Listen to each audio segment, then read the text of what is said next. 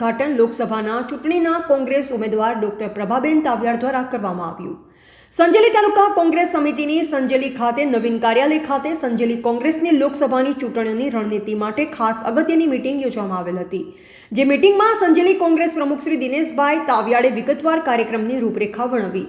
દાહોદ લોકસભા બેઠકના કોંગ્રેસ ઉમેદવાર ડોક્ટર પ્રભાબેન તાવિયાડ સહિત દાહોદ જિલ્લા કોંગ્રેસ સમિતિના પ્રમુખ શ્રી હર્ષદભાઈ નીનામા, જાલોદ તાલુકા કોંગ્રેસ સમિતિના પ્રમુખ શ્રી મુકેશભાઈ ડાંગી, યુવા મોરચાના પ્રમુખ શ્રી સંજય નીનામા, મોહનભાઈ ડિંડોર, વાલાભાઈ તાવિયાડ, રાઠોડ સાહેબ, લીમસિંગભાઈ ગરાસિયા, ઇન્ડિયા ગઠબંધનના કાર્યકર્તાઓ લતાબેન, સ્મૃતિબેન સહિત અન્ય આમ આદમી પાર્ટીના કાર્યકર્તા, તાલુકા સાથે યુવા પ્રમુખ શ્રી સંજય નીનામા, જિલ્લા એસટી સેલના પ્રમુખ શ્રી મુકેશભાઈ ડામોર સહિત કોંગ્રેસ પક્ષના અનેક કાર્યકર્તા આગેવાનો ઉપસ્થિત રહ્યા હતા।